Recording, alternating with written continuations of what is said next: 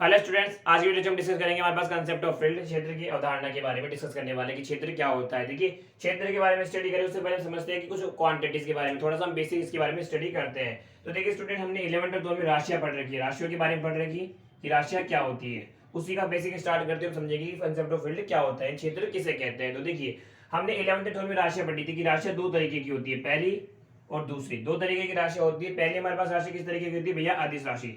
ये हमने 11th 12 पढ़ के आई थी। पहली राशि कैसी होती है हमारे पास? अदिश राशि होती है। दूसरी क्या होती है हमारे पास? होती है सदिश राशि। यानी राशि कितने तरीके की होती है हमारे पास? 11th 12 में पढ़ रखा है कि राशि दो तरीके की होती है, पहली होती है अदिश राशि, दूसरी होती है सदिश राशि। अदिश राशि हमने वहां पे पढ़ा था भैया, ऐसी राशि जिसको व्यक्त करने के लिए केवल हमें क्या चाहिए? परिमाण की आवश्यकता होती है, लेकिन दिशा की आवश्यकता नहीं होती। तो वो क्या कहलाती है हमारे पास? अदिश राशि कहलाती है। लेकिन ऐसी राशि जिसको व्यक्त करने के लिए क्या होती है भैया? परिमाण भी चाहिए और दिशा भी चाहिए। क्या कहलाती है हमारे पास? सदिश राशि कहलाती है। यानी कि ऐसी राशि जिसको व्यक्त करने के लिए आपको क्या चाहिए? परिमाण की आवश्यकता हो लेकिन दिशा की आवश्यकता नहीं हो, क्या कहलाती है? अदिश राशि कहलाती है। और ऐसी राशि जिसको व्यक्त करने के लिए आपको परिमाण भी चाहिए और दिशा भी चाहिए, तो क्या कहलाती है?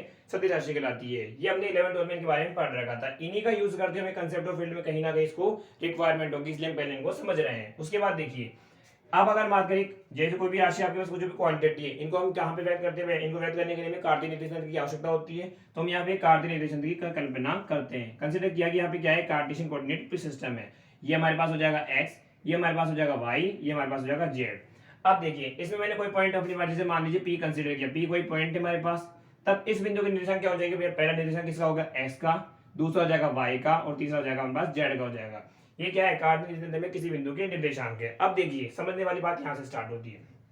अगर P यहाँ पे मेरा कोई पॉइंट है, अब इस पॉइंट को मैंने यहां से ना लेकर, अगर ये पॉइंट मैंने यहां ले लिया हो, P x y z, मानो यहाँ P थे तो यहाँ कोऑर्डिनेट चेंज होंगे, x dash y dash z dash, coordinate change होंगे। देखिए, P मेरे पास यहाँ था, अब मैंने इस पॉइंट को यहाँ ले लिया, तो क्या होगा? कोऑर्डिनेट चेंज होंगे। पहले अगर x y z है तो यहाँ मैंने क्या मान लिया?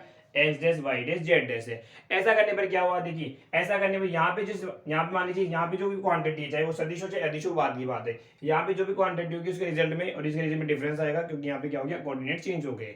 अगर इस तरीके से पॉइंट हमने मान लीजिए यहाँ कंसिडर किया होता, मान लीजिए P मैंने यहाँ कंसिडर किया तो इसके कोऑर्डिनेट मैंने x1 हो जाती, y1 हो जाती और z1 हो जाती।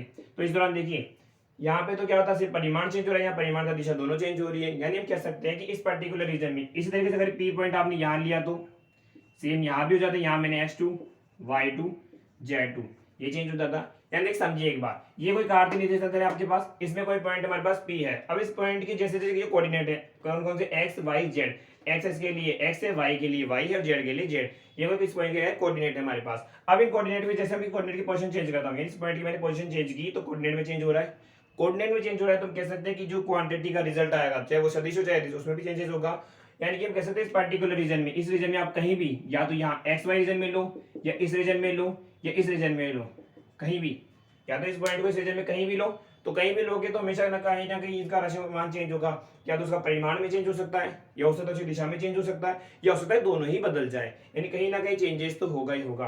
तो देखिए, इस यानी हम कह सकते हैं इस पर्टिकुलर रीजन में जो भी फिजिकल क्वांटिटी है उसका मान किसके ऊपर डिपेंड कर रहा है? इन कोऑर्डिनेट्स के ऊपर डिपेंड कर रहा है कि नहीं कर रहा? भाई कोऑर्डिनेट को चेंज करें तो हमारा रिजल्ट ही बदल रहा है। इसका मतलब क्या है कि इस पूरे पर्टिकुलर रीजन में, चाहे इस रीजन की बात करें, चाहे इस रीजन की बात करें, चाहे इस रीजन की बात करें, इसमें इस पर्टिकुलर हर रीजन में क्या हो रहा है? जो फिजिकल क्वांटिटी हमारे पास दी जा रही है उसका मान हमेशा किस पे डिपेंड कर रहा है? इन कोऑर्डिनेट पर निर्भर कर रहा है, इन निर्देशांकों पर निर्भर कर रहा है। तो देखिए, ऐसा क्षेत्र जिसमें क्या होगा भैया?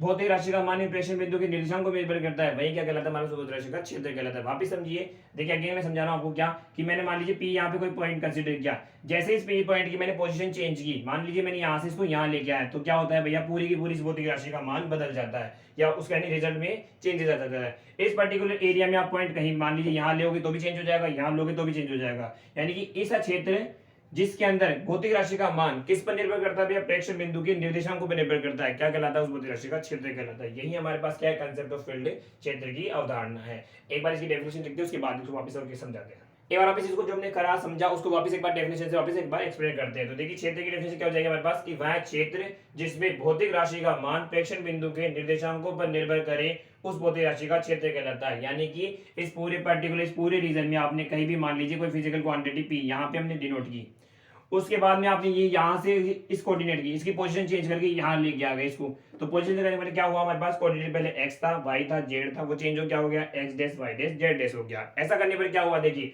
जब कोऑर्डिनेट ही चेंज हो गया तो इसके रिजल्ट जो भी वैल्यू आएगी वो भी चेंज होगी। यानी हम कह सकते हैं कि इसमें जो भी फिजिकल क्वांटिटी है वो पर्टिकुलर यहाँ पे इस पूरे फील्ड में किस पे ऊपर डिपेंड करती है, कोऑर्डिनेट के ऊपर डिपेंड करती है। और जहां ऐसा क्षेत्र जहां पर क्या हो या फिजिकल क्वांटिटी का मान किस पर निर्भर करे, प्रेक्षण बिंदु के निर्देशांकों पर निर्भर करे, वही क्या कहलाता है, उस राशि का क्षेत्र कहलाता है। ये इसकी होगी डेफिनेशन होगी। उसके बाद देखिए जब हमने राशियां पढ़ी थी, राशि हमने बताया था राशि दो प्रकार की थी। पहला होता है सदिश राशि और दूसरा क्या होता है, अदिश राशि होती है।